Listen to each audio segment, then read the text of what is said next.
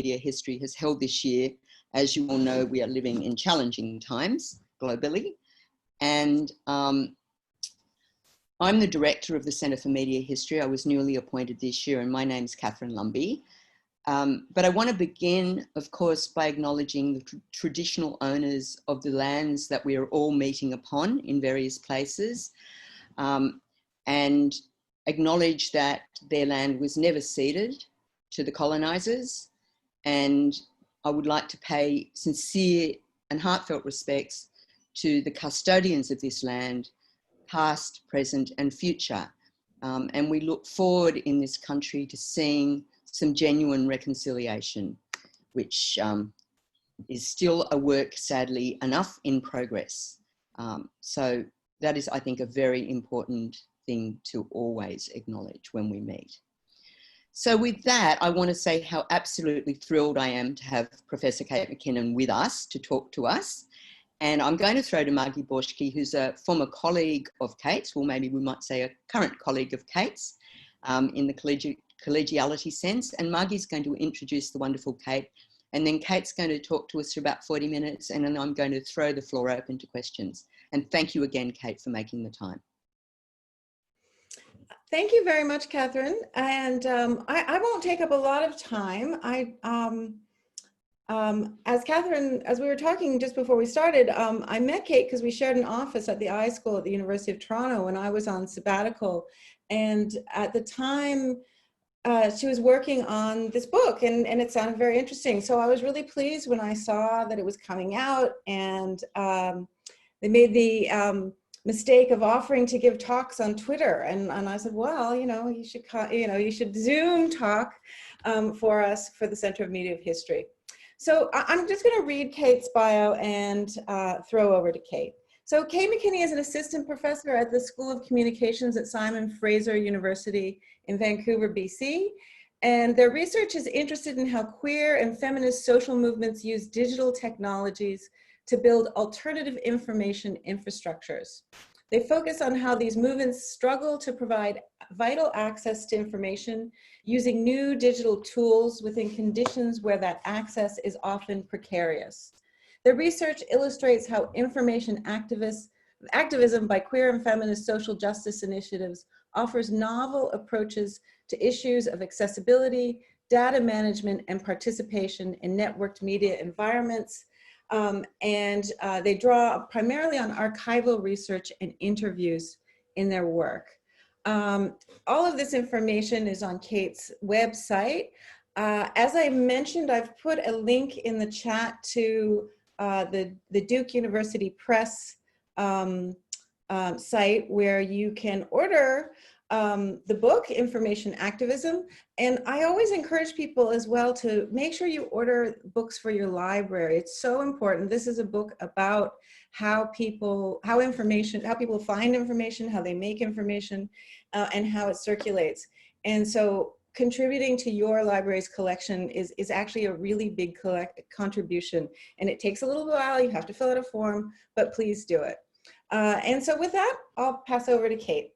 Thanks very much. And everyone, make sure you mute your, stay muted until you're told otherwise. And can I just say, Cait, sorry, I did know it was McKinney, but I just kind of misspoke. It came out wrong. I know it's not McKinnon. I knew it was McKinney. So my apologies. No worries. Okay.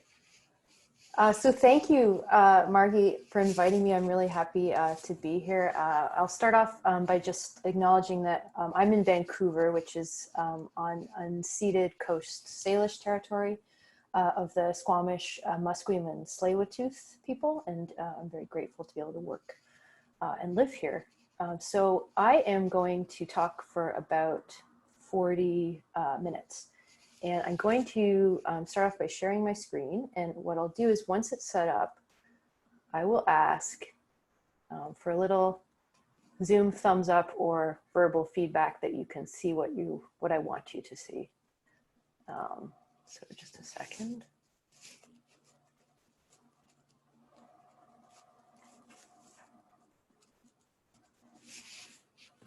Okay, here we go.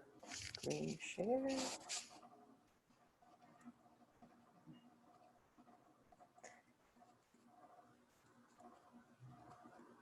How's that? You can see a cut. Good. Okay. So I'm also working with the auto captions for Zoom, and hopefully that'll improve the accessibility of the talk a little bit.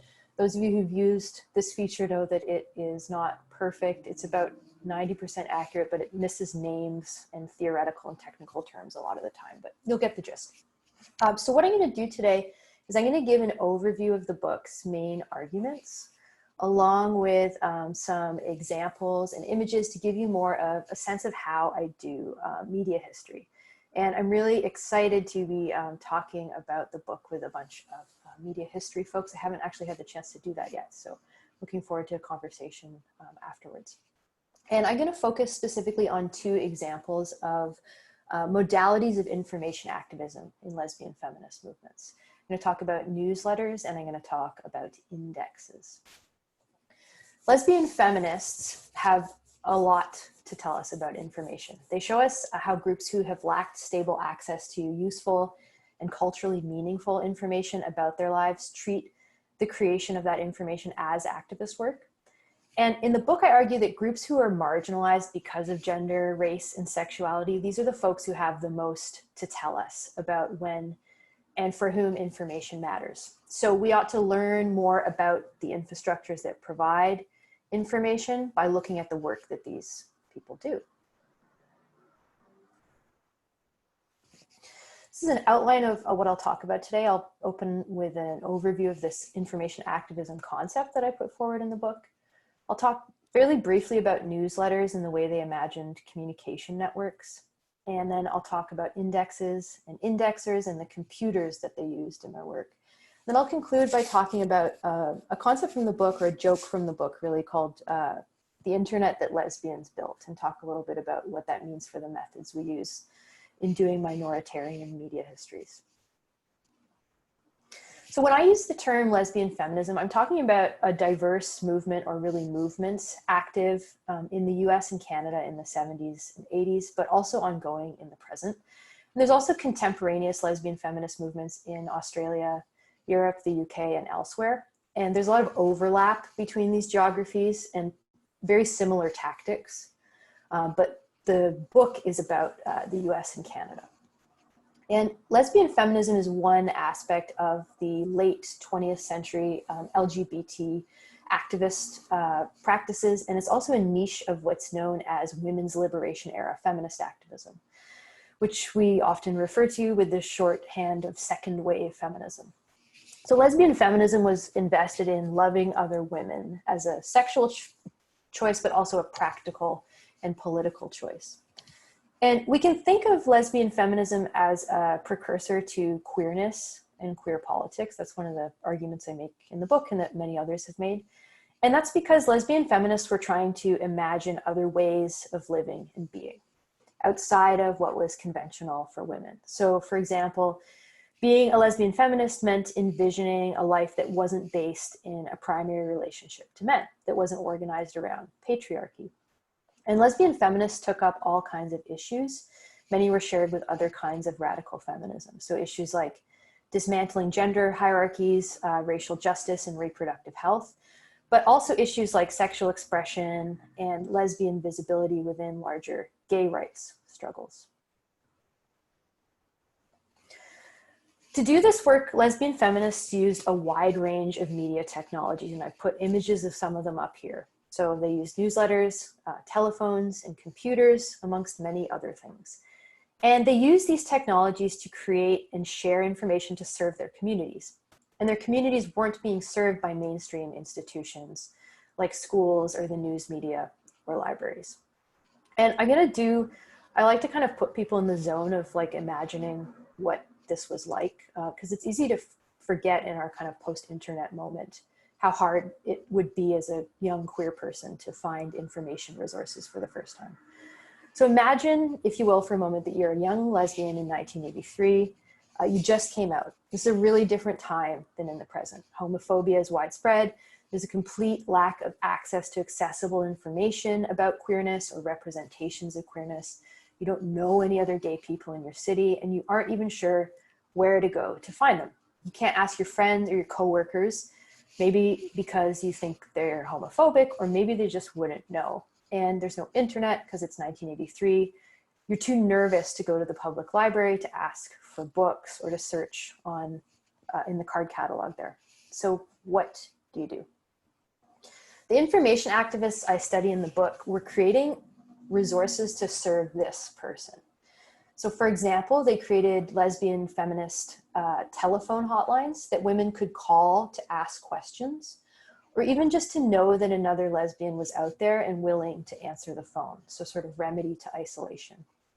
They made newsletters that you could send away and subscribe to or buy at a feminist bookstore. They wrote bibliographies, and they created indexes and databases to organize all this information so that it would be easier to find. And they built their own archives to collect and preserve all this information so that it wouldn't be lost for future generations. This is an example of one of those resources on the slide here. It's called the Black Lesbian Bibliography, and it was created in 1981 by an activist librarian named J.R. Roberts.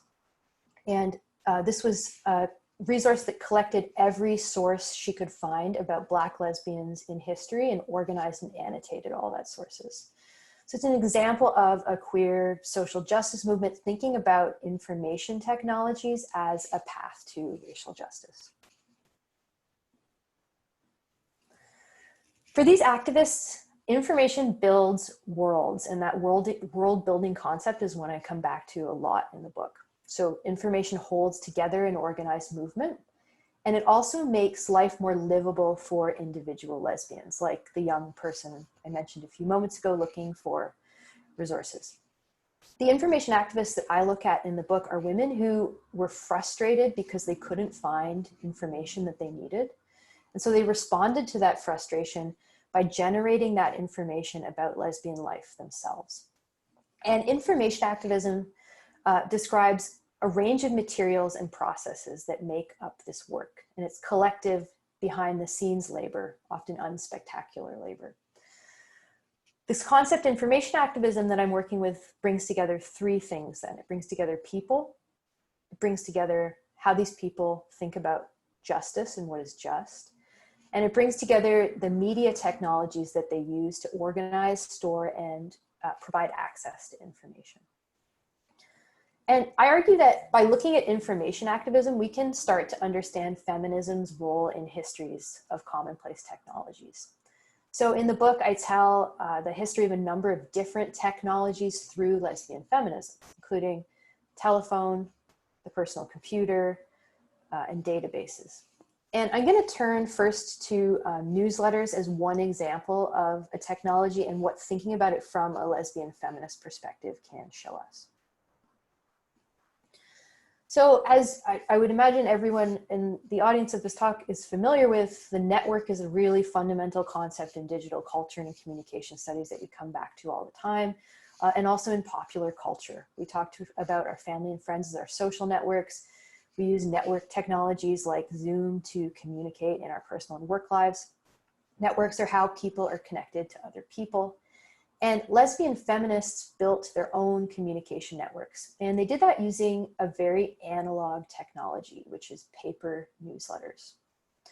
So in the book, I have a chapter about newsletters. And to do research for this chapter, I spent a lot of time in archives reading lesbian feminist newsletters and paying attention to the way that they talked about these publications as networks and the way that they talked about the work they were doing as building a network. And this is happening in the 1970s and 1980s alongside the rise of network imaginaries in wider culture. So regular people were starting to think and talk about digital networks as an almost present day technology, even if they weren't yet computer users themselves. The image on the right is one I talk about in the chapter that'll be familiar to lots of folks. It's a network diagram designed by Paul Baran, who was a computer engineer who worked on the ARPANET. And it's often written about in cultural studies of networks and computing technologies. So with this, my intervention with this diagram is that I'm interested in thinking about what a queer perspective helps us understand about network diagrams. So how can we think outside the chains of connection and power modeled by these kinds of diagrams. And for me, queer methods of doing media history mean looking at what this model can't capture, or looking at moments when the model breaks down or serves another kind of purpose.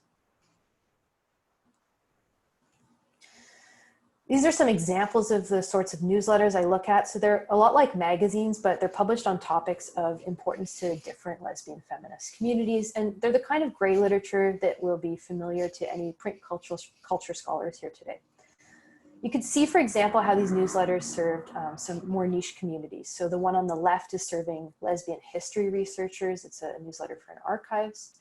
And the one on the right is serving lesbians of color. And these newsletters published articles and editorial content, but their main purpose was to connect lesbians with each other. And though publishers thought about networks as a way to do that connecting, they were interested in a specifically lesbian feminist network mode. These are two other covers from lesbian newsletters that are a bit more graphic and explicit about what I mean when I say these newsletters are really invoking this network metaphor. So the one on the left is from the mid-1990s, and the one on the right is from the mid-1980s. And you can see how ideas about networks and communication inform the design of these publications. They're very ethos. The way that they're thinking about networks and communication technologies beyond print, right, is present in, on the left, there's a graphic of a telephone, a typewriter, a satellite, and then that kind of spider web over a map of the United States. And then the newsletter on the right with its title, like Tell a Woman, and this kind of intergalactic pictures, thinking about connecting women over a distance with each other. And you can see here too how disability factors in the network imaginary for the publication on the right. So this idea that was quite prevalent in lesbian feminism at the time of thinking about how media technologies could make social movements more inclusive. And we can also think here about the differences in how these publications look as a question of media history. So the image on the left, we see early consumer desktop publishing. There's clip art images, it's on orange paper, so somebody pulled something a little bit like flashy out of the photocopier drawer. And on the right-hand side, the newsletter is created using hand drawing techniques and paste up methods. So really different technological experiences of producing these two newsletters.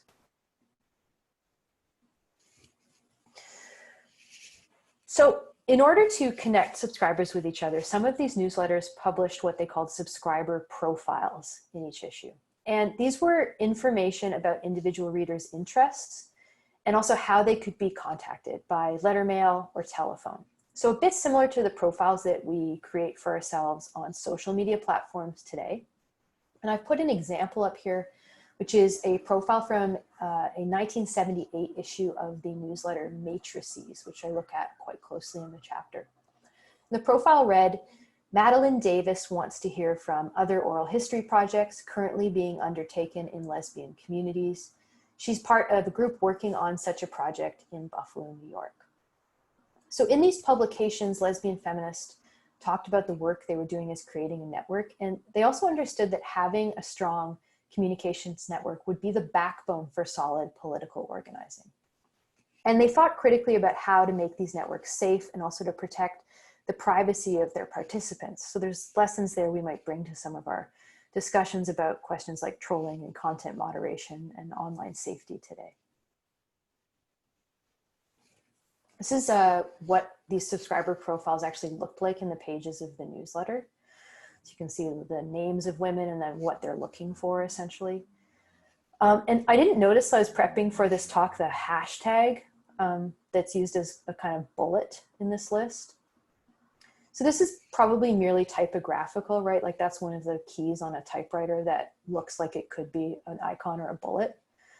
But I'm also interested in thinking about what it means to look backwards at these kinds of artifacts from the present. So looking from the present, you can think here about the hashtag as a sort of digital device for connection and aggregation around an idea. And I like the notion of reading these subscriber profiles through that very kind of present day idea of what a hashtag is and does.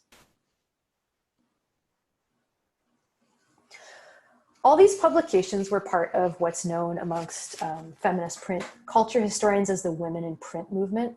And this was a publishing movement that used low-cost printing methods to circulate ideas amongst feminists and also lesbians within conditions where that kind of information was otherwise really hard to find. And the goals of this women in print movement weren't just to publish newsletters, but to design infrastructures for accessing the information in these newsletters, because these newsletters were full of niche topics of interest to lesbians. They weren't available online, of course. These publications aren't available in public libraries. So a challenge for activists was, how can we preserve all of this content and make it accessible and actionable?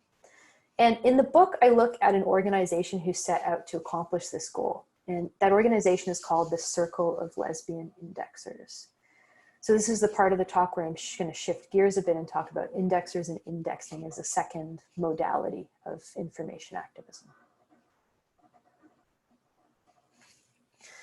This Circle of Lesbian Indexers was responding to this particular problem with their project. What could they do with this massive amount of lesbian paper that had been generated in this women in print movement?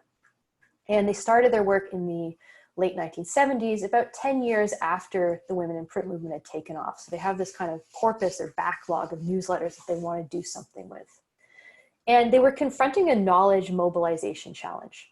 So how could they make this information useful for political organizing in the present, but also for future generations? To do this, they used index cards, and the slide here shows one of thousands and thousands of cards that went into the production of the book that you see on the right, which is called the Lesbian Periodicals Index. This is the book that the Circle published at the end of their project in 1986. This periodicals index is a reference guide, so what's inside its pages is a list of all the articles, illustrations, and other content in a large corpus of lesbian feminist newsletters. And all of that content is organized by subject so that it would be searchable. I'm going to talk about how the Circle used paper cards and also how they used new computer databases to do their work in producing this guide. My chapter in the book about the Circle is focused on how the organization got from these paper index cards to this computer program called Wilbur. Index cards and computer programs are both tools that lesbian feminists use to discuss, work on, and also revise the terms with which they were categorizing content from the newsletter. And when we think about categorizing content in these newsletters, it's important to keep in mind that late 20th century is a significant period of conflict over intersectionality in queer and feminist social movements. So people of color and transgender people are fighting for space within these movements. And later on into the 90s, a new queer politics is starting to challenge firmer identities like lesbian and some of those terms of identification. And one of the things I hope that the book does is argues that if we want to understand this kind of activism or these histories of feminism, we need to think about the conditions of mediation that social movements do this work in. So we have to think about how they choose and design tools like paper cards and computer programs, because these choices shape how these movements communicate and how these conflicts carry out in practice. So as I've mentioned, the Circle created an alphabetical subject index. You can see a detail from one of the pages on the right there. And they combed through old newsletters. They cataloged every single article by subject using index cards.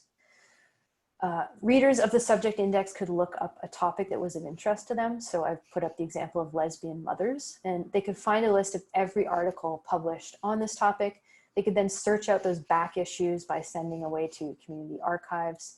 And we can of course imagine here like what it would have been like in the early 1980s to be a lesbian woman having a baby and facing the kind of legal challenges and lack of access to healthcare for which you'd need information from your community.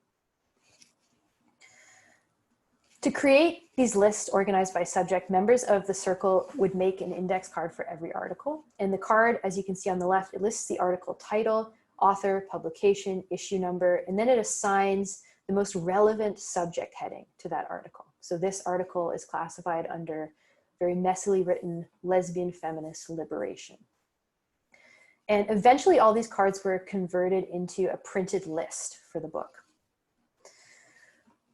This group's amateur indexing practice is exemplary of the kinds of site I look at in the book more generally. So I'm interested in scenes where sexual and gender minorities use information technologies to build infrastructures for their movements, vital infrastructures.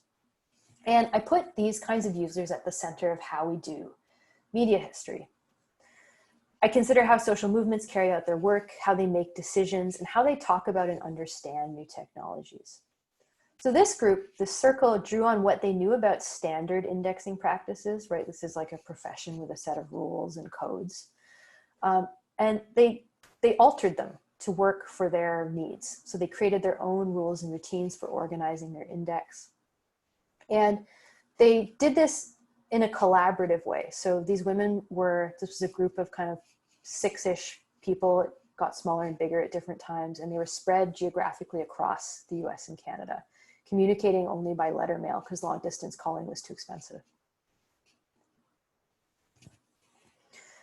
So how did the circle decide what subject headings to use to categorize articles? Well, this was, as you can imagine, a very contentious process. When you get a bunch of lesbians together to make these kinds of decisions, people are gonna fight about words and terms. So through much discussion and deliberation, they created what they called a subject heading thesaurus, and you see the cover of that here. This listed all the subjects that indexers could choose from when they went to categorize an article. It's about 100 pages long. There's many addendums and changes to it. And it's a list of subject headings that the circle generated with the goal of representing what they describe as lesbian realities and every aspect of experience. You can hear these ideas like experience, which are important to feminist organizing and theory, kind of creeping into how they're talking about information. So this is a sample list that I've pulled out of some of subject headings in alphabetical order.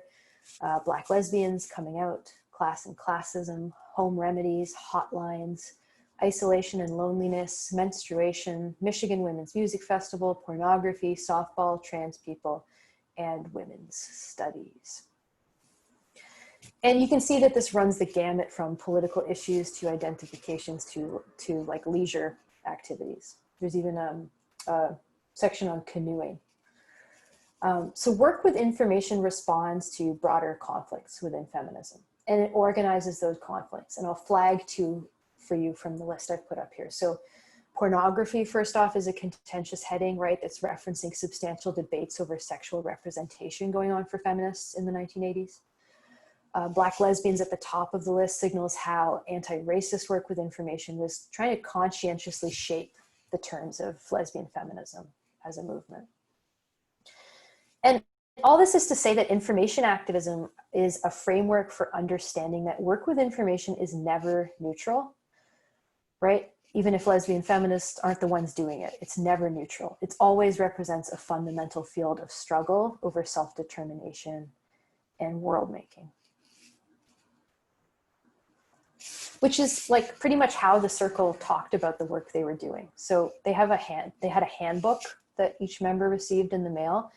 And in the handbook, they described the index as a link between the user who wants information and the actual source of that information. An index pulls together people, events, and concepts, and is a medium for the delineation of culture. We are documenting lesbian experience and thought, and most importantly, organizing this experience when we assign subject headings. So here we can see the circle describing organizing information from these newsletters as generating its own medium that would pull together people, events, and concepts. And they're talking about the kind of political and ethical burden that comes along with doing this sort of work. Now, index cards have formal qualities that suit this technology to index work. And I think about the work by people like Cornelia Vistman or Craig Robertson when I think about index cards as media. Indexers use cards because they're modular. They can be handled. A single card can be altered without disturbing the larger index. And these women and many hobbyist indexers store their cards in a shoebox or in shoe boxes in order. And for lesbian indexers in particular, cards also made collaboration possible. So the circle had a coordinator. Her name was Claire Potter. And she incorporated cards mailed in by different women involved in the group into the growing index. She'd get the cards in the mail and she'd file them by subject in her shoe boxes, adding them to the larger collection. And she would also send the other members of the circle feedback on their indexing. So you can see here, this is a Xerox of the feedback that she sent them in the mail so that their indexing would improve. And when we look at cards this way, we can understand that they foster a kind of database imaginary. But they're still cumbersome, they're hard to share, they couldn't be batch edited. So if you wanted to change a term across the whole index, you'd have to do it manually by altering each card. And the circle was frustrated by the kind of manualness of this process. So in the circle's handbook, Claire Potter wrote that the number of cards we can safely manage without the help of machines seems finite. We can keep on top of hundreds without a problem, or even a few thousand, but even dykedom has its limits. So for Potter, at the limits of dykedom are database computing programs. The circle was using cards, but they dreamed about computers, discussing often what it would mean to go electronic in their terms. And Potter worked really hard on trying to do this. So she spent lots of her evenings and weekends going to the computer center at Stanford University, which was open to the public. She lived in the Palo Alto area. And she went there trying to learn how to use Wilbur. So this is Wilbur, kind of. It was a command line text editing program. It was developed at Stanford University in the late 60s, and it ran on an IBM time-sharing system that users accessed from terminals that looked like this one. And Wilbur was best at making simple lists, so it's quite rudimentary. Potter would go to the Stanford Computer Center to work on turning the subject heading thesaurus into a simple database.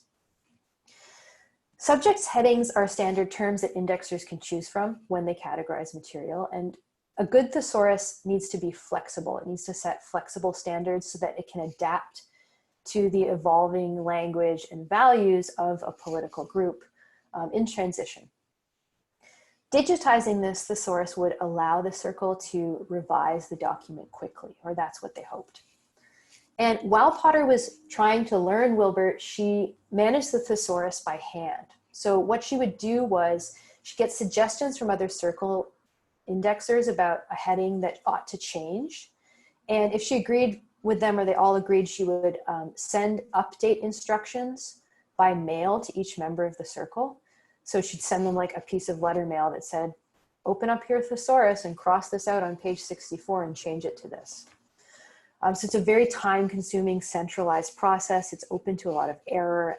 And they imagined, of course, that it would benefit from some kind of automation. Potter was invested in what she described in computing's marvelous facility to sort and file. And she wrote in the organization's handbook that she was looking for anyone out there who knows a lesbian programmer who could write a lesbian periodicals indexing program for free. We need this woman. And the attempt by the circle to digitize their thesaurus, I argue this is an example of how and why computing matters to queer users. I'll give an example more specifically of what I mean. So on this slide, I've placed a detail from one of the thesaurus updating instructions that Potter mailed out to circle members at the top of the slide. And then the image at the bottom of the slide is a detail from a training manual on how to use the Wilbur software. And this is the kind of gray literature that I often end up looking at in my work. And I'm putting these images in relation to each other to show that Wilbur's functionality really mirrored the kinds of politics around naming and description and flexibility that lesbian feminists were invested in. So at the top of the slide, the image from the thesaurus editing or revision sheet, Potter is telling folks in the circle, if you look at the second check mark, that they should stop using the term trans people men and start using the term trans people male to female. So here you see Potter instructing members of the circle to start referring to trans people with respect and dignity, using terms that trans communities were using to describe themselves at that time. The image on the bottom from the software training manual shows a user of Wilbur how to change the name James to Jim across an entire database with just a few keystrokes. So I'm kind of showing that there's a mirroring around the importance of being able to change terms and names between these two technologies.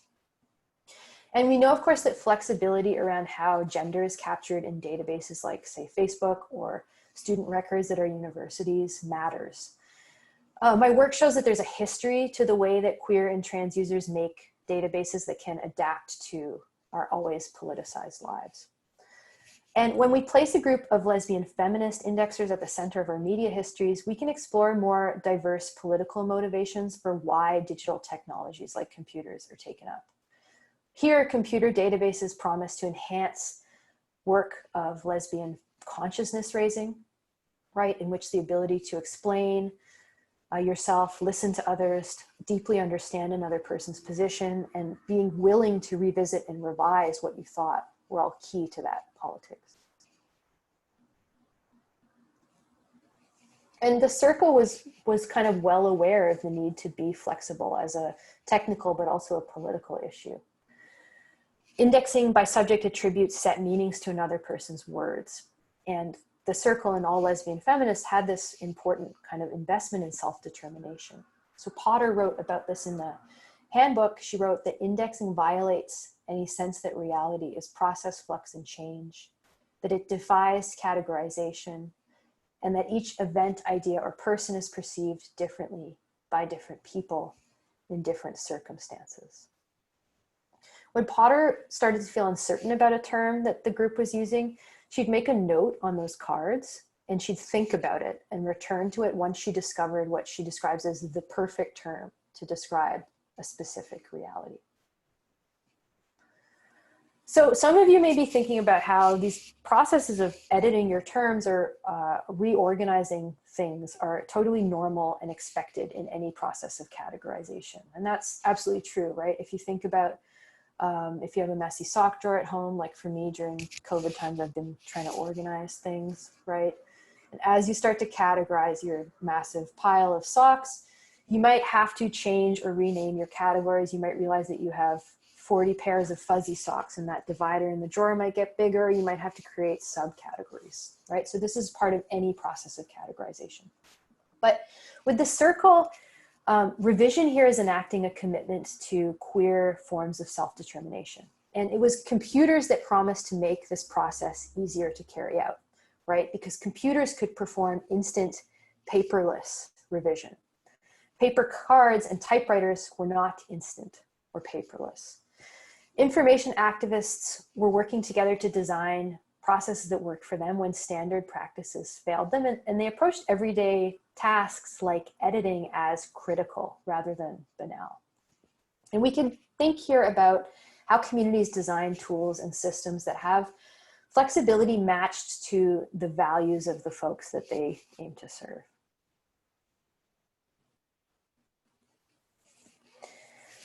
Amateurs like these lesbian indexers figure across my whole book. And this is a cover of a hand-drawn manual for the Circle's chosen software program, Wilbur. It was written by an engineer at Stanford named John Ehrman, and he wrote it to support basic users who had no programming knowledge or prior use or comfort with computers. And when I say he wrote it, he literally wrote it. So Ehrman hand wrote this entire 100-page document. It's on mismatched foolscap and it has a lot of weird stains on it in the archives. And it's a text editing manual that's like conspicuously not written using a text editor. So on the one hand, the reason for this could be really simple. In the 1970s, men in computer engineering didn't type. That was women's work. But I actually think there's something else going on here about the look and feel of the document that Ehrman was trying to create. He wanted to make something that was accessible and tactile. This is a drawing from inside the manual, and with this drawing, Ehrman is trying to explain to a layperson how a computer works. So to actually draw out how what you're typing on what is familiar to you because you've used a typewriter, how what you're typing is connected to a bigger machine, to a larger apparatus. And I'm 100% sure that Ehrman was not imagining a bunch of lesbians learning Wilbur when he drew this manual. But I do know that he wanted amateurs to learn the program he loved. Like he was fired up about the software, and he really wanted people to learn it and use it. Information activists are guided by what I call in the book capable amateurism. And with this term, I'm really trying to get rid of all the negative connotations that we associate with the term amateur. And with this term, I'm talking about a moment when a lack of technical knowledge meets a tremendous capacity for figuring things out. A commitment to craft techniques, a willingness to perform routine, meticulous tasks over and over again. Potter's status as a minoritized outsider serving a public that was desperate for information is what gave her exactly the right amount of audacity to try mainframe computing, right? To go to that really bro-y computer lab at Stanford at night and on the weekends. Computers promised to make working with information easy, but in practice, unfortunately, they were much harder to use than paper cards. So the person in Ehrman's drawing is very happy at her computer terminal. She loves typing. She's just smiling and smiling. Potter, who you see on the right, was not smiling while learning Wilbur. She talks about the process with all kinds of frustration. So in a letter she sent to another member of the circle, she wrote, "I find I just can't spend my every night and weekend at the Stanford Computer Center learning and then inputting. I need to spread some of the parts of this to others." She didn't want to be working alone at a keyboard in a sterile computer lab full of computer engineers. She wanted to collaborate. And she talks elsewhere in correspondence about being really like fond of memories she had of meeting with other members of the circle in real space, of talking about subject headings in rocking chairs on her back porch.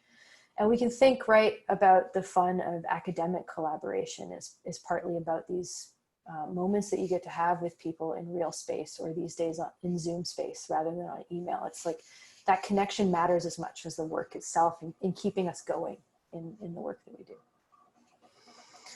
So Potter was isolated by Wilbur. She spent a lot of time looking for other lesbians and also gay men who knew about computing and could help her.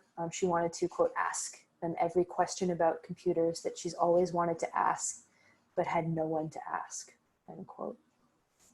And she tried for about 3 months to learn Wilbur, and she gave up in the end. It was too hard to use. Time at the lab was too expensive, and it seemed like it was easier to just finish the project with paper cards. So we can ask here, who do technologies invite and support as users, and how do we factor this into the way we understand their histories? I think that the specific ways queer activists imagine computing's potential for their projects, or even struggle to learn or access computers, matters for the stories we tell about computing history. So this story I've told you is one about non-adoption. It reveals that sexual politics are at the heart of computing infrastructures. In the early 80s, computers promised data flexibility that seemed resolutely queer to users like Potter. And for media historians, there's a call here to think about other modalities like non-adoption if we want to account for minoritized users in histories of technology. So I'm going to conclude now by talking about this idea of the internet that lesbians built. And there was a point where I was joking around with my editor about titling the book How Lesbians Invented the Internet. And maybe I should have, because probably way more people would buy it if I did do that. And of course, this potential title is more of a joke than a real proposition. We all know lesbians didn't create the internet, but this concept is asking us to be more critical of the histories we tell about media technologies. So even though lesbians didn't invent the internet, understanding their investment in technologies like communication networks offers us other ways of thinking about what network might mean. And as folks doing critical media history, right, we know that ideals like invention or innovation or disruption can often lead us to telling the histories of white men. So what Joy Lisi Rankin has recently called the Silicon Valley mythology. So like many other authors in critical media history, I'm shifting the focus to the work that marginalized communities do with media technologies as a method for understanding the values and beliefs that have shaped those technologies in the past and continue to shape their uses today.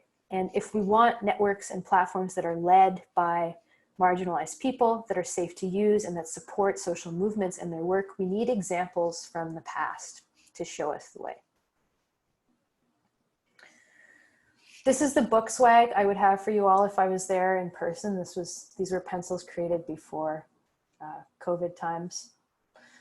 And the joke here with these pencils is making fun of invention is a thing we immediately go to or celebrate when we want to understand the history of a technology.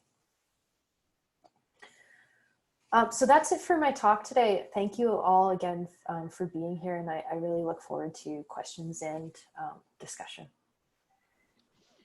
Okay, Cait, can I just say that was absolutely brilliant. I was riveted. I'm sure everyone else was too. That was just, I mean, so elegantly done, but so engagingly done. And I'm going to kick off with a question. I'm going to be selfish here. Because you made me think about so many things. I can't wait to read your book. I'm, you know, really riveted, actually. Thank you. And I was thinking while you were talking, okay, so I'm going back to the early 90s, and this is something I wrote about in my first book, which was published in 97, called Bad Girls. And there's a chapter in it about the lesbian feminist community, which was very much part of my social network. And one of the things about these small, often photocopied publications, and I kind of in the 80s and into the 90s was involved in that kind of scene. Yeah. And one of the things, and I'm interested in your reflection on this in terms of the Canadian context, is that in the early 90s, I started thinking about how those kind of publications were kind of formative of group identities or subcultural identities within a subculture itself. So I'll give you an example, and in fact, I'll photocopy some of these and send them to you. I'll get your address from I'd love that. Might interest you. So there was a magazine or a newsletter I was involved in called Wicked Women. And you mentioned pornography before.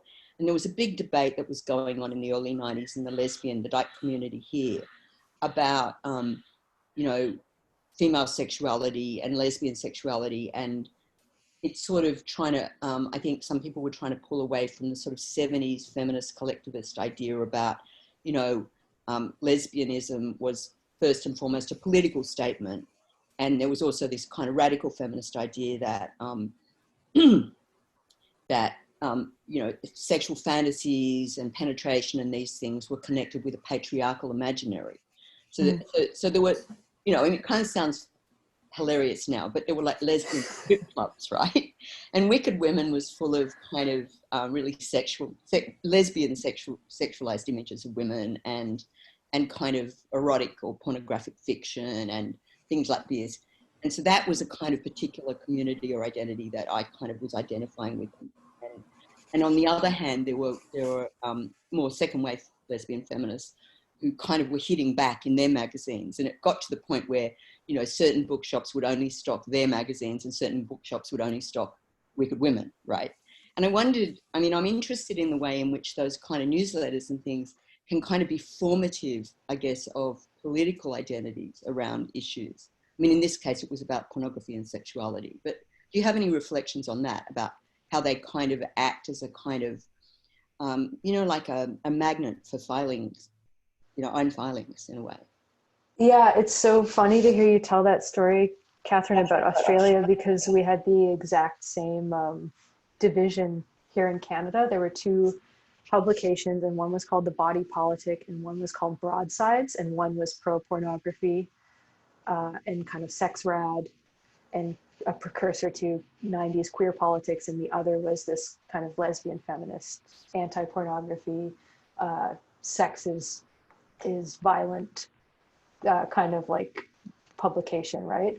And so the debate, I think, to answer your question, the debate becomes not just about the ideas in the pages of those two publications, but it becomes about the two publications as infrastructures and as cultural texts that counterpublics form around. So I think you're absolutely right in your question to be pointing to how these small press movements themselves like become infrastructural in their design, and they become like kind of like platforms that sow those divisions in even stronger ways, because they're published in different places. And it's like, I'm behind this publication, I'm behind that publication. There's no space for dialogue or meeting in the middle, right? And I think it's interesting too to think about the period immediately following the moment that you've discussed, when communities like the ones that might have been organized around Bad Girls or Wicked Women move from print to listservs and Usenet. So like early online discussion platforms. And one of the things I'm interested in doing in my next book is thinking about that transition to digital space for these sort of debates and dialogues. Fantastic. That'll be so interesting. Okay, well, I'll just throw the floor open for questions. Who would like to ask Cait a question? I'd love to ask a question if possible. I'm Karen Drysdale. Do you want my video on, or? Yeah, not unless you want to. Come on. Okay. Hey, Karen. Hi, Karen. I'm really fascinated by this. One of the things that I'm interested in is looking how in the sort of precarious spaces, the precarious lesbian spaces that were available, especially in Sydney, where we never had the kind of lesbian bar in other, like seen in North America, how these kind of social scenes were developing these really amazing sexual health and harm reduction strategies, and then how they got communicated in this era where, you know, outside of Facebook and everything. And just also thinking about, you know, how out of Wicked Women and those sort of groups, you know, you have SWASH, the longest running lesbian survey in the world, that was formed as a way of collecting information about the sexual health needs of its of these people who would go to these sort of events, and this social scene that was developed out of it. But you really struck me on this notion of non-adoption now. You know, we've always sort of think about how these things get adopted and the legacies that they produce. And I'm just wondering about the types of, what legacy comes from the non-adoption of technologies, and then thinking through about these in terms of strategies as well, like sexual health strategies and harm reduction strategies. I mean, the example that you gave is super interesting. And I'm just wondering, did you find other instances of non-adoption? I'm just really caught up in this idea at the moment. Yeah. So I'm glad to hear that the idea resonates for you, and it's one that I want to keep thinking about. And so much of the work of doing this research was finding projects in the archives that were never really realized. So records of these women trying and failing to use this computer program Wilbur, but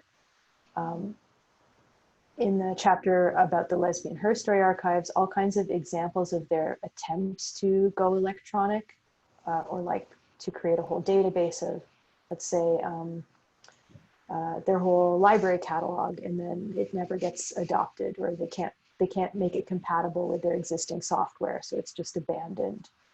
And I'm interested in thinking about your question as almost like a question about community archives and minoritized archives, and the kind of like detritus that we find doing historical work in those collections. And we can sometimes be lucky enough to find these sorts of records, but it's also about like enlivening them through finding people who are there and understand what you're looking at. So to account for non-adoption, we need those kinds of archives of things that might not seem archivable in a normative sense because they're a record of something failing, but we also need the conversations with the women who are there. Like one of the women I interview in the book, her name is Beth Hodges, and she's a IT professional. She's in her late 50s now, but I was interviewing her about a period in her life in her early 20s before she had before she'd gone to university for computer programming, computer science rather. And her stories about like for example, like borrowing these huge desktop computers and like lugging them around to friends' apartments so that they could work on them together, are like, they're not sexy stories about these new machines and how like seamless and ubiquitous they were, right? They're stories of struggling with them and trying to make them work in a system of collaboration in a community space that I think like show us a lot about the lengths that minoritized groups will go to when like a technology holds out hope for a greater vision that folks want to achieve. That's really fascinating. Thank you. I just want to say I ordered your book, and I'm just wondering whether can dental dams be considered to be a non-adoption of a technology? I think so, and I should write about that. But there is like, you know, to get to the sexual health aspect of your question, there's the telephone hotline I read about in one of the chapters is a lot of the information they're giving is sexual health related information.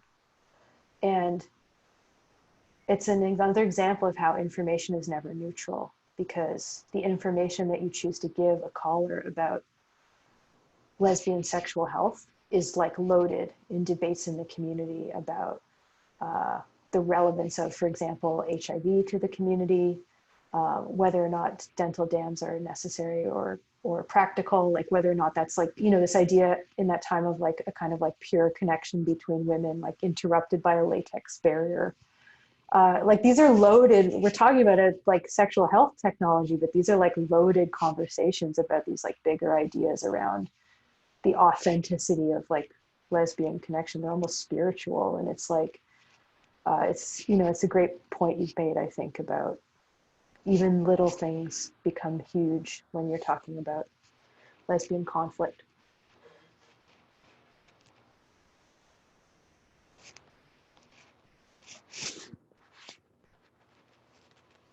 Other questions?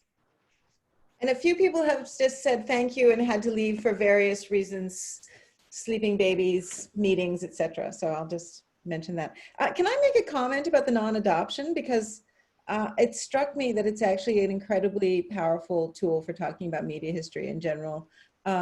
Because all I could think of was, okay, well, of course I could just think about my own work around remix, and this idea that, you know, we adopt this term remix, which is a term that comes out of a community that doesn't adopt the new technology, that continues on with vinyl, and you have this whole world that comes to be used to describe the digital that's so deeply invested in the analog. So it's just another parallel that I think is a really, it shows how powerful that approach is to going, okay, well, let's look at when people don't do something.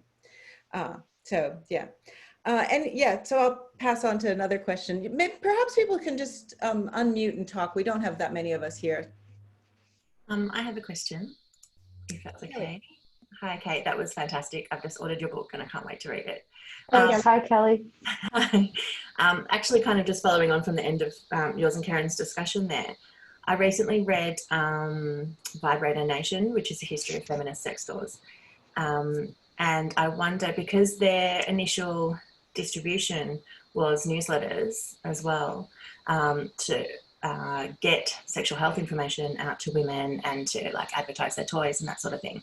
Have you come across any of these newsletters? Is there an archive? Are they included in your book? Because it was almost a precursor, I think, to the types of social networking that you're talking about. I mean, obviously there's a commercial focus because it was sex stores trying to make money, but also they had an educational component and a sexual health and wellness component. So I'm just interested to see if you've come across those artifacts. Yeah, my time period is a little bit before Lynn Comella's time period. So like, I'm kind of looking just on the cusp of when kind of like more sex radical movement happens in lesbian feminism. So you see like in the time period I'm looking at, you see like Leather Dykes, for example, being like really out and loud about sexuality and SM, for example, but that's like niche. And like Lynn is looking at this kind of like wider move to like sex rad politics in queer communities in San Francisco. So it's a different time for publishing, but I would say, to answer your question, there are precursors to those publications that she looks at in the book. So, and I think the clearest example would be On Our Backs. Mm-hmm. Yeah. Yeah. And On Our Backs is an interesting one because of the way that the digitization of that publication has raised so much debate in recent years. Mm-hmm. So Tara Robertson, who's a activist and librarian and works in tech, actually led the kind of charge to have the digitized collection of On Our Backs taken down 3 years ago, because it was put up by this digital clearinghouse without anyone's permission. So it's interesting to think about how in the like moment that Lynn is looking at in that book, people want to get these representations and this information about how to get sex toys and material about sex, like porn, out in public, like how to circulate it, right? How to make it accessible to the community. But then in our digital moments today, like we may want it to actually be more private than the internet allows it to be. Yeah. So that's a roundabout answer to your question, but what I love about your question is how it, I think, gets to how different formats through time have different affordances for representing and talking about sexuality in ways that feel safe and, you know, private-ish versus ways that are too public, and the risks in our present moment that queer people take to be public about sex and sexuality on platforms like Twitter, for example, and the kind of like shadow banning practices that people doing that really important work face on those platforms. Thank you. Kelly, thanks for that question. And just really quickly, a follow-up to what Kelly's saying. I think it's interesting what you're talking about, that zone, about the private and public. Sorry, I don't mean to hog the conversation. I know other people have other questions, but I had a student who worked on a kind of thesis about queer people and proxemics. And one of the things that she talked about was the advent of the screen and being able to watch things on the screen brings it into a private zone. You can take your computer or your iPad into your bedroom, and how for young queer people coming out, that's very different to, say, going into a video store and hiring a video, right? So there's that kind of thing about, well, what was the purpose for which something was originally, you know, what kind of privacy zone was around it? I think they're really interesting things to conjure with, and the kind of notion of proxemics. Yeah, and you know, it makes me think like porn is no longer a social practice in the same way, right? For those reasons. And it's not just people in the field of like queer porn studies who are talking about that. It's even in mainstream and really like positivistic coverage of porn. There's always that kind of like idea that the digital gives young people too much access to porn is private, for example, right? Like, not arguments I agree with, but there's just such a like heady connection between the platforms through which sexual representations are accessed and the ways that we think about it culturally and politically. Other questions, guys? Who else is still here? Hi. Justine. Hi there. Cait, that was such a great presentation. It was so fascinating and so many questions. But I was really taken by the medium that I work with a bit more, which is radio, and how there are some very similar tropes. So I've looked a bit at women's programming, and there's a lot of very similar sort of tropes, even though it's a different cultural form and has different structures to it.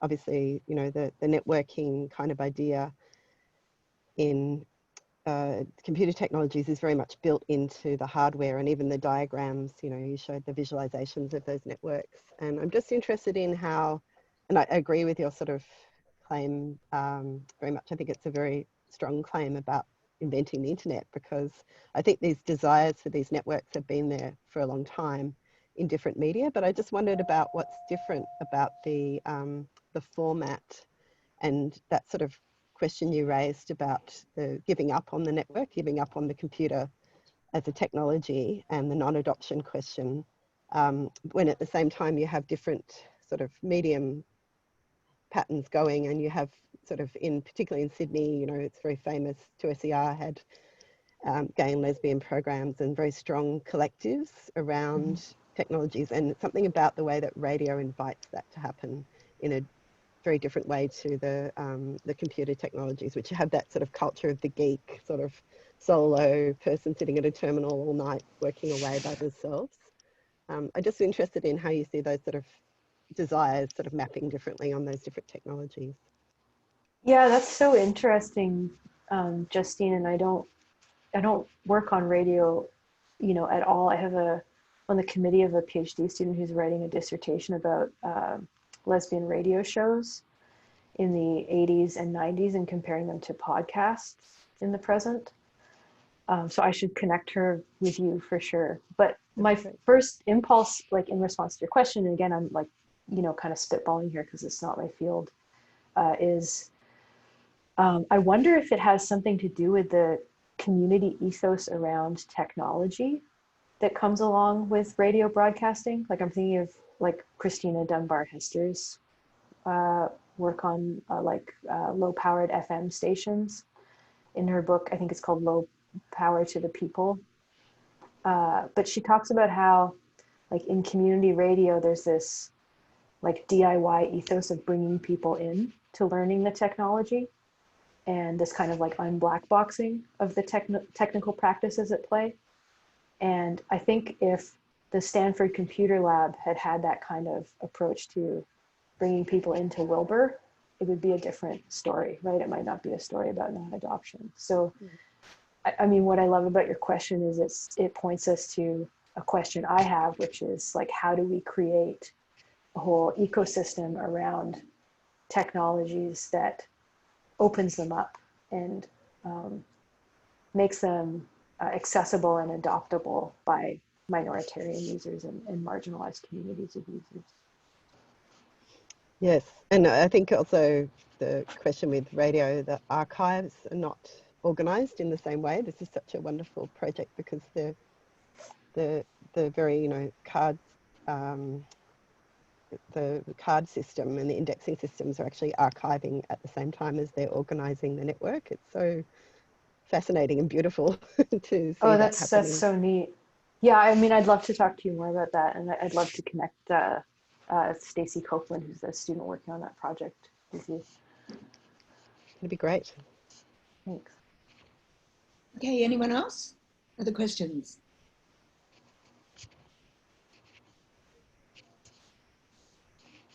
Come on, last chance. I feel like an auctioneer. Any more questions? Okay, well, I think Another question. Someone has got a question. Great, go.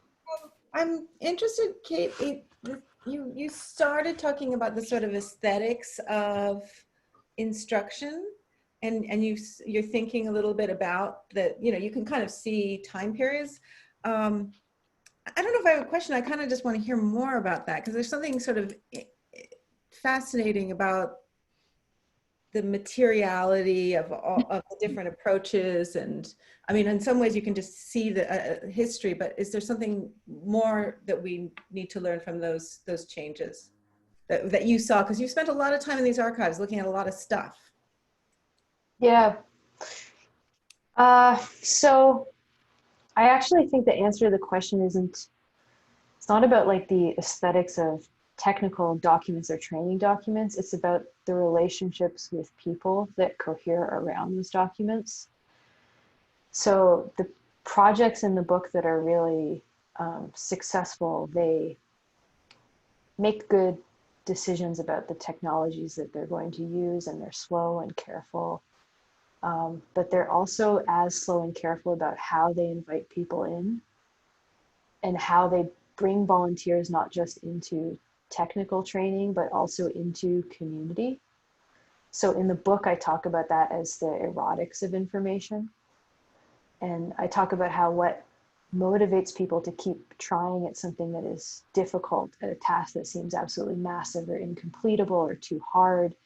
What keeps people going is like that feeling that you found friends, or that you found like co-conspirators, and that you've become part of a kind of counter public with a vision that's like serving people like you. And it's not a complicated idea. Like, it's even a basic tenet of management theory, right? Like, that's how you get people to care about their jobs or care about their volunteer work, is to provide that kind of emotional resonance. So I suppose the lesson to take from that for how we think about, you know, the documents that are left behind around training, like handbooks and that kind of thing, is to like read the marginalia. And I've tried to do that by incorporating those, you know, nice quotes from Claire Potter about, that are the parts of the handbook that aren't actually practically telling people how to index. It's telling people like how to think about indexing and what is the bigger justice-oriented vision that we're trying to accomplish with this very technical and routine, never-ending work. And they can become a surprising resource for other people. You don't know what they're going to make of these documents from the past. I sort of think about the Prelinger archives and sort of how that, the amazing things that people have done with those films that were never really meant to be seen beyond their industrial context, you know? And in some ways, these archives, I feel like there's something in them they're not only for historians. And so these questions around how they're digitized and accessible become very important and create new possibilities and new worlds, to talk about that world making idea, you know? Yeah, and like these archives specifically aren't for historians. Like I'm an imposter in some ways in a lot of these archives because they're explicitly for community, right? And even like in some ways skeptical of university-based researchers and their motivations. Like the idea behind these archives, like most of the work I do is in community archives, and the idea is that they're serving community members and that there's like low barriers to access. Like there's no credentialing, there's no white gloves.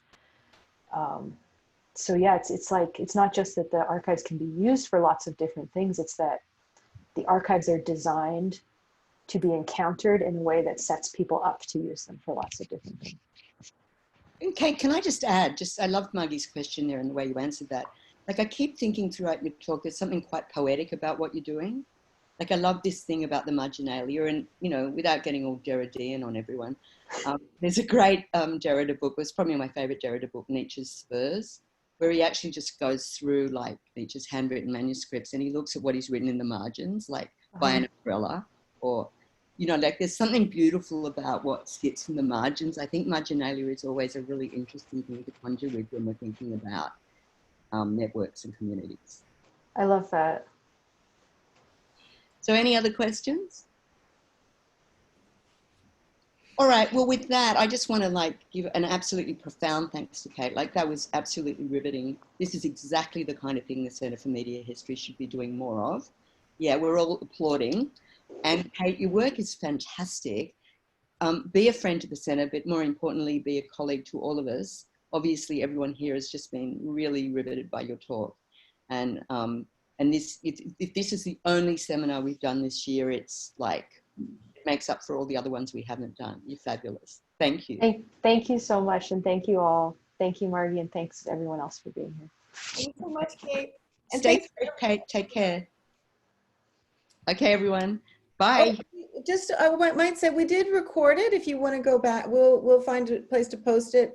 And there's also some notes in the chat that I'm now saving if anybody wants them.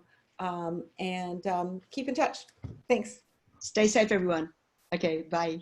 Thanks so much, Cait.